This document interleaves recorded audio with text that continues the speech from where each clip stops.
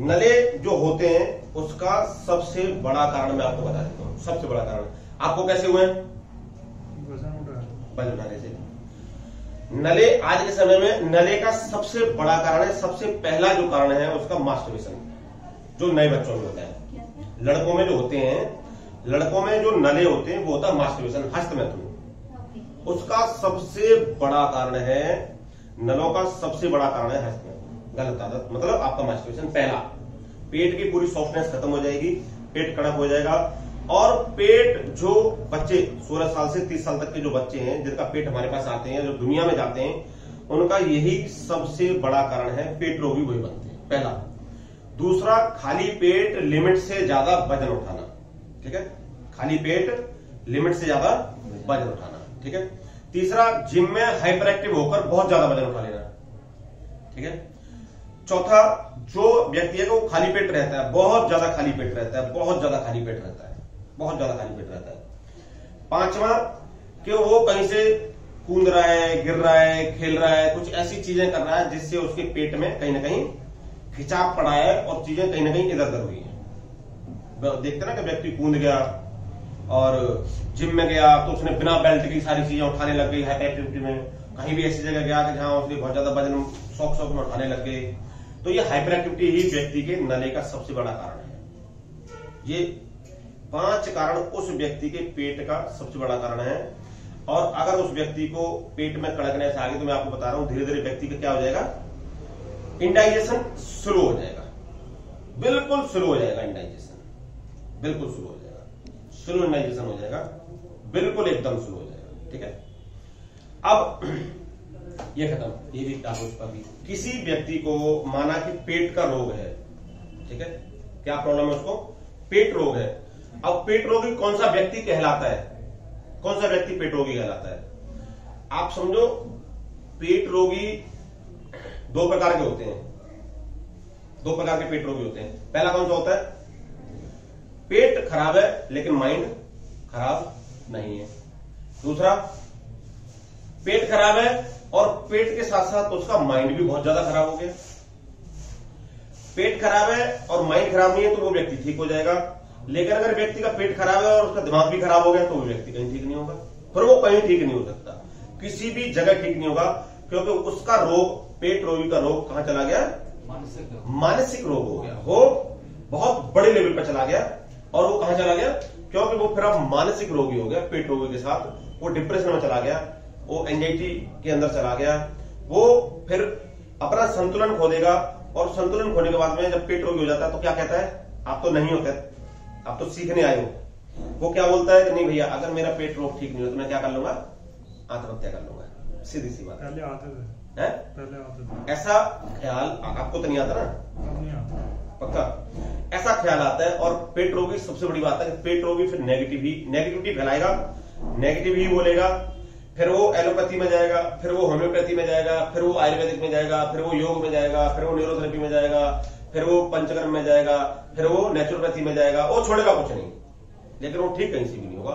और वो क्या हो जाएगा, गतिमान हो जाएगा, फिर वो गतिमान हो जाएगा, फिर वो भागता रहेगा। अब अगर पेट रोगी मानसिक रोगी हो गया तो उसकी जो बीमारी है वो एडवांस लेवल की हो जाती है, एडवांस लेवल की हो जाती है। अब एडवांस लेवल की हो जाती है तो उसकी क्रियाएं सुन लीजिए, उसकी क्रियाएं कैसी रहती हैं। पहला, अगर पोटी लूज आ गई तो डिप्रेशन में चला जाएगा कि सर मेरे को लैट्रिन लूज क्यों आई, ये तो बहुत बड़ी बीमारी है। अगर उसको हल्की टाइट आ गई तो वो बोलेगा यार लैट्रिन टाइट क्यों आ गई, ये तो और सी बड़ी बीमारी है। दूसरा, पेट में हल्का सा भी अफारा हो गया तो उसको अटैक पड़ते हैं, अटैक समझते हो, हम ऐसे व्यक्ति को देखते हैं कि उसको मानसिक अटैक पड़ते हैं, डिप्रेशन के अटैक पड़ते हैं, एंजाइटी के अटैक पड़ेंगे, डाइजेस्टिव सिस्टम के अटैक पड़ेंगे, उसको सोच की शक्ति का अटैक पड़ेगा। मतलब अरे एसिड बन गया तो अरे यार एसिड बन गया। हमारे पास आते हैं व्यक्ति हल्की सी, अब देखो वो इतने बड़े रोगी बन जाते हैं कि डेली कोई वीडियो बना के लाता है लैट्रिन की, कोई फोटो खींच के लाता है, फिर कोई क्या करेगा कि कोई, मतलब ये सारी हरकतें वो करते रहते हैं। फिर एक जगह बैठेंगे नहीं, शांति से नहीं बैठेंगे, पॉजिटिव नहीं सोचेंगे, मतलब पॉजिटिव चीजें नहीं करेंगे। अगर पेट रोगी को कच्ची रोटी मिल गई तो बोलेगा साला कच्ची रोटी मिल गई अब मैं मर जाऊंगा, चावल मिल गई तो बोलेगा मेरे को चावल मिल गई अब मैं मर जाऊंगा, खिचड़ी मिल गई तो बोला साला ने खिचड़ी में क्या ज्यादा डाल दिया, दाल ज्यादा डाल दी अब मैं मर जाऊंगा। मतलब पेट रोगी एडवांस लेवल पे पहुंच जाता है तो पेट रोगी को फिर अटैक पड़ने लग जाते हैं, नेगेटिविटी के अटैक पड़ने लग जाते हैं, डिप्रेशन के अटैक पड़ने लग जाते हैं। अगर उसको थूक भी ज्यादा बन गया तो बोला अरे यार मेरे को तो बहुत थूक बन गया। अगर दर्द हो गया, मतलब दर्द नहीं है उस व्यक्ति को, हल्का सा भी यहाँ कुछ फीलिंग महसूस होगी, बोला मेरे को कौड़ी हो गई, अब कुछ नहीं हो सकता। हमारे पास डेली 10 व्यक्ति हम लौटाते हैं यहां से, हर व्यक्ति एक ही सिस्टम में रहता है, बोला यार मेरे को नाभि की प्रॉब्लम है। अब हम चेक करते हैं नाभि की प्रॉब्लम नहीं है, लेकिन उसको नाभि की प्रॉब्लम हुई कैसे? एक व्यक्ति के पास गया, उसने कहा यार तेरी तो नाभि हिल गई है। दूसरे व्यक्ति के पास गया, यार तेरी तो नाभि हिल गई है। तीसरे व्यक्ति के पास गया, तेरी नाभि हिल गई है। और उसके बाद वो परमानेंट नाभि का मरीज बन गया, परमानेंट नाभि का मरीज बन गया। परमानेंट किसका मरीज बन गया? दिमागी रोगी बन गया। अब उस नाभि को पता नहीं कि नाभि हिली कि नहीं हिली, लेकिन अब उसके बाद में वो परमानेंट क्या हो गया? वो भागेगा। अब वो भागेगा और अब वो भागता रहेगा और वो भागता ही रहेगा। आप समझ रहे हो ना? अब वो भागता ही रहेगा, गली कुचों में दिखाएगा, लोगों को दिखाएगा। अभी उसको यही पता नहीं कि मेरी नाभि बाकी में हिली है कि नहीं हिली है। मैं सच बता रहा हूं, है वो मतलब कि जैसे खाली पेट बड़े कैप्सूल खाते हैं, एसिड अभी बुलाना पहले सोने दो प्लीज। अब वो भागेगा और वो भागता ही रहेगा और उसका जीवन भागने में निकल जाएगा। 10 साल, 8 साल, 5 साल वो निकल जाएगा। अब उसका अगला मैटर कहां आता है? अब उसका अगला मैटर कहां आता है? मोबाइल पे। अब वो मोबाइल में घुसेगा और अब वो डीप स्टडी करेगा, डीप स्टडी करेगा। अब वो मोबाइल में डालेगा जी मेरे को पेट रोग है तो ये बीमारी कैसे हुई। अब वो बाथरूम में जाएगा तो बाथरूम में पॉट पे बैठेगा और मां 1 घंटा मोबाइल में लगाएगा। और अब वो रात को सोएगा तो मां मोबाइल को लेकर वो क्या करेगा? देखता रहेगा, रात को देखता रहेगा। 2 बज जाएंगे, 2:30 बज जाएंगे, 3 बज जाएंगे, लेकिन मोबाइल नहीं छूटेगा। और उस मोबाइल को कहां रखेगा? अपने तकिया के नीचे, गर्दन के नीचे। अब उसको पेट रोगी को एक बीमारी और चालू हो गई, मेमोरी लॉस, सर्वाइकल नहीं, शॉर्ट टर्म मेमोरी लॉस। जितने भी व्यक्ति तकिया के नीचे मोबाइल रखते हैं उन व्यक्तियों को एक सबसे बड़ी प्रॉब्लम आती है। वो कौन सी है? Short term memory loss. आज के समय में भारत के 99% व्यक्तियों को शॉर्ट टर्म मेमोरी लॉस की बीमारी है, जब से वो मोबाइल को अपने तकिया के नीचे रखने लग गए हैं। अब वो आदमी जो पेट रोगी है, अब वो और एडवांस लेवल पर जाएगा। किस एडवांस लेवल पर जाएगा? कि भाई ये तो मेरे को कुछ अलग ही बीमारी है। अब वो पोटी में घुसेगा, लैट्रिन में घुसेगा। किसमें घुसेगा? लैट्रिन के अंदर घुसेगा। साला ऐसा कौन सा आदमी है जो लैट्रिन करते समय लैट्रिन को देखता है भाई? अब वो पेट रोगी लैट्रिन के अंदर घुस जाएगा। किस अंदर घुसेगा? लैट्रिन के अंदर। अब उसकी क्रियाएं कहां चालू आएंगी? लैट्रिन पे। अब वो लैट्रिन देखेगा। बहुत सारे व्यक्ति तो हाथों से लेके ऐसे चेक कर लेते हैं, वो हमें बताते हैं, हमें दिखाते हैं। बहुत सारे व्यक्ति तो वीडियो बना लेते हैं। ऐसे मैं सत्य बोल रहा हूं, झूठ बोल रहा हूं? मैंने जो ऐसा, आप इसके गवाह हो। आपने कितने लोग ऐसे देखे हैं? कितने? कम से कम 10-15 नहीं, 100 से ज्यादा देख लेंगे अब तक, है ना? अब वो लैट्रिन में घुसेगा, अब लैट्रिन देखेगा क्या हो रहा है, कैसे हो रहा है। अब एक बहुत बड़े लेवल का रोगी बन गया। वो रोगी है नहीं, लेकिन उसकी सोच ने उसको रोगी बना दिया। और वो अब क्या करेगा कि अब घर से वो निकलना चालू करेगा, कभी बाबाओं के में जाएगा, वो नेचुरल चीजों में नहीं जाएगा, वो नेचुरल चीजों में नहीं जाएगा। मैंने देखा है कि व्हाट्सएप पे इतने सारे ग्रुप हैं व्हाट्सएप पे, उसमें सिर्फ गंदगी पैदा होती रहती है। पेट रोगी को क्रिएट करने में मात्र 2 मिनट लगाता है। एक पेट रोगी सामने वाले को पेट रोगी बनाने में सिर्फ 2 मिनट लगाएगा। 2 मिनट में सामने वाले को पेट रोगी बना देगा। अब वो बहुत सारी चीजों में घुस जाएगा, मोबाइल में घुस गया, पेट में। अब जो एडवांस लेवल हो जाती है, मामूली सी भी गैस बन गई तो वो कहेगा मेरे को भयंकर गैस बनेगी, मेरे को गैस्ट्रिक अटैक आ गया, मैं बचूंगा नहीं, मैं मर गया। एसिड बन गया तो बोला अब मैं मर गया। वो कहेगा तो मेरा शरीर सुन्न हो गया। वो कहेगा मुझे यूरिन का पता ही नहीं चलता। बोला मेरे बच्चे पैदा हो गए तो मुझे पता नहीं चलता। ऐसे पेशेंट आते हैं, मैं कहता हूँ सर आपके कितने बच्चे? बोले 2 बच्चे सर, मुझे पता ही नहीं बच्चे का पैदा हो गए। और वो कहां पैदा हो गए? सर मुझे नहीं पता। ऐसा सच बता रहा हूं, हमारी वीडियो में आप देखोगे ऐसा है, लोगों ने बोला है। अब वो क्या है कि भयंकर पेट रोगी बन गया, उसने अपने आप को खत्म कर लिया, मतलब जिंदगी खत्म। अब उस व्यक्ति की सबसे लास्ट में क्या बचती है? काउंसलिंग। अब उस व्यक्ति को हम काउंसलिंग करते हैं, इसलिए हम कामयाब हैं। हमारे पास भी इतने सारे लोग आते हैं, बहुत पेट रोगी आते हैं, और वो उनमें से बहुत सारे लोग ठीक नहीं होते।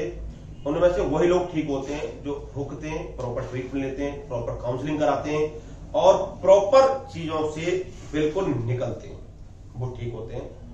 और आजकल तो क्या है कि पेट रोगी न तो अपने माँ बाप को पूछेगा, ना भाई बहन को पूछेगा, कहीं भी उठ के चला जाएगा और कहीं भी अपना इलाज कराने लग जाएगा, चाहे पैसा उसको कहीं से भी लेना पड़े। उसके माँ बाप को पता ही नहीं, हम तो हमारे पास आता है तो हम तो पूछ लेते हैं उसके माँ बाप को फोन करके कि भाई ये तुम्हें बता के आया है कि नहीं आया, ये उठ के ऐसे ही आ गया है। तो ये बहुत जरूरी है। तो ये पेट रोग का मानसिक कनेक्शन ये हमारे लिए बहुत जरूरी है कि उसका पेट रोग का जो मानसिक कनेक्शन है वो उसको समझाएं और सुने। ठीक है, बैठ लो। अब जो पेट रोगी की डाइट है, जो पेट रोगी की डाइट है वो कैसी होनी चाहिए? जो पेट रोगी है उसकी डाइट कैसी होनी चाहिए? वो पेट रोगी की डाइट बिल्कुल सही कहा, हल्की होनी चाहिए। अच्छा, हल्की में हम क्या खाएंगे? जैसे खिचड़ी हो गया, दलिया हो गया, ओट्स हो गए, पोहा हो गया, स्प्राउट्स हो गए। पेट रोगी अगर कोई कहे कि भैया उसको पेट रोग है और वो दाल चावल नहीं खा सकता, तो ऐसा संभव नहीं है।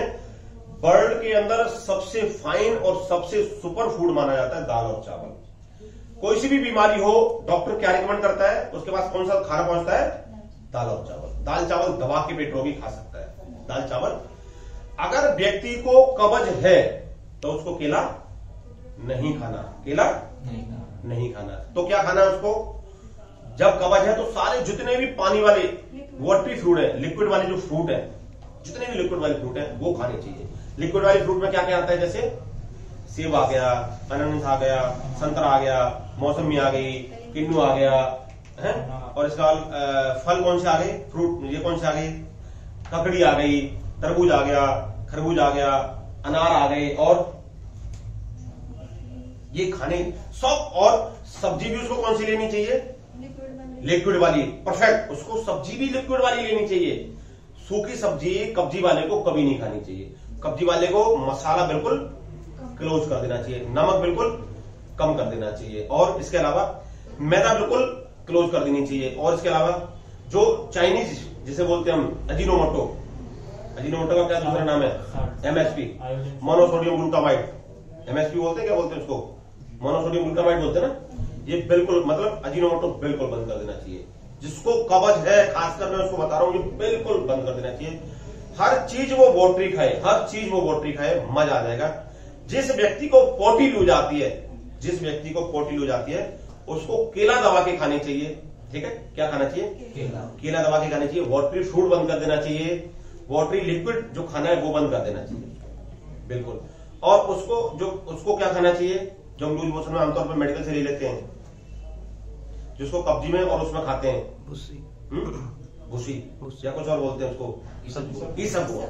ठीक है, ईसबगोल का छिलका वो हम खा सकते हैं, दोनों चीजों में खा सकते हैं और परफेक्ट खा सकते हैं। ठीक है, इसके अलावा अगर उस व्यक्ति को पेट रोग है तो आपको देखना चाहिए कि उसको पेट रोग किस चीज से बढ़ रहा है। कहीं उसको एलर्जी तो नहीं है किसी चीज से, खट्टे से एलर्जी तो नहीं है।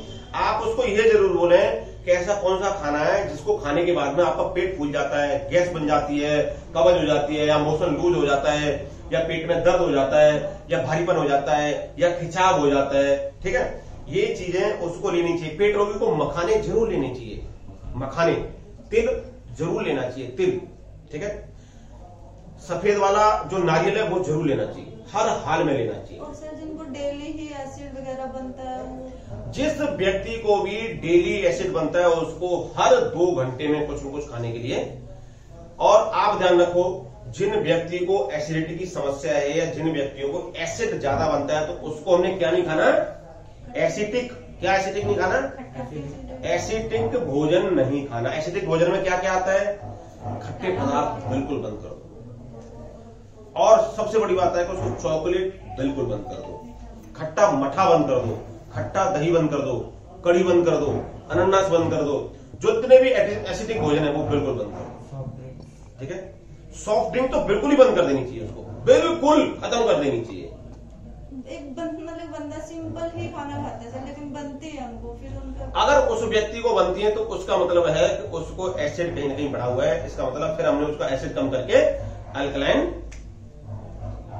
मतलब उसका एसिड और अल्कलाइन का जो बैलेंस है वो बिगड़ गया। एसिड और अल्कलाइन का बैलेंस क्या है? वो बिगड़ गया। उसका पीएच हमेशा टेस्ट करा लेना चाहिए कि उसका पीएच लेवल ज्यादा है या कम है। फिर उसकी बॉडी का देखना पड़ेगा कि एसिड और अल्कलाइन का बैलेंस क्या है। अगर एसिड और अल्कलाइन का बैलेंस सही नहीं है तो फिर हमें क्या करना चाहिए?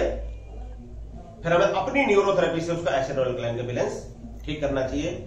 उसको देखना पड़ेगा अब आप देखो कि यूडीएफ, जिस व्यक्ति को यूडीएफ आता है उसको भी एसिड बनेगा। यूडीएफ क्या होता है? Undigested food. यूडीएफ क्या होता है? Undigested food. उसको यूडीएफ भी रोकना चाहिए, ठीक है। और यूडीएफ रोकने के लिए हमारी न्यूरोथेरेपी में कौन सा ट्रीटमेंट फॉर्मूला है? यूडीएफ ट्रीटमेंट फॉर्मूला है, परफेक्ट, ठीक है। कौन सा ट्रीटमेंट फॉर्मूला है? यूडीएफ ट्रीटमेंट फॉर्मूला है, ठीक है। और इसके अलावा अब आ गया जो, ठीक है। और पेट रोगी को और क्या क्या हमें अवॉइड करना है? पेट रोगी को और क्या क्या अवॉइड करना है? ऐसी चीजें जो हैवी होती हैं, जो, हाँ, फास्ट फूड तो देखो नेचुरल है। पेट रोगी अगर व्यक्ति बन गया तो वो फास्ट फूड नहीं खा सकता, वो खाएगा ही नहीं। मैदा बंद कर देनी चाहिए। अगर उस व्यक्ति को दही पच रहा है पेट रोगी को, तो दही खाए, दही, मट्ठा या दूध। अगर नहीं तो जब पेट रोगी छोटी सी चीजों को भी नहीं पचा पा रहा तो फिर उसको ये भी अवॉइड करना चाहिए, डेयरी प्रोडक्ट भी अवॉइड करना चाहिए। अगर वो पचा रहा है, खा के देखना चाहिए, अगर वो पचा रहा है तो खा ले, और नहीं पचा पा रहा है तो बिल्कुल नहीं खा, बिल्कुल नहीं खाना ही नहीं है। सर यहाँ पे घी काम कर सकता है? घी काम कर सकता है? घी, अगर हमने घी लेना है तो गाय का, देसी घी लेना है, गाय का ही लेना, और बहुत हल्का वाला घी लेना है। घी मिलावटी आ रहा है, कोई सा भी घी ले लो। ठंड में हमेशा घी जो जमता है वही घी प्रॉपर होता है, उसमें डालडा नहीं होना चाहिए, रिफाइंड ऑयल नहीं होनी चाहिए। आप अगर घी खा रहे हैं, पेट रोगी खा रहा है, घी खाने के बाद में आप ध्यान रखना है बॉडी के अंदर सॉफ्टनेस बढ़ती है। पेट भी, देसी गाय का घी खाओगे ना तो उसका पेट भी ठीक होगा। और मैं आपको बता रहा हूं, अगर व्यक्ति को कैस्टर ऑयल ना मिले तो देसी गाय का जो घी होता है वो गर्म करके, गुनगुना करके पेट पे नले वाले व्यक्ति अगर उसकी सिकाई करेंगे तो कैस्टर ऑयल से 100 गुना ज्यादा फर्क उसको पड़ेगा, 100 गुना, ठीक है। आ गया जो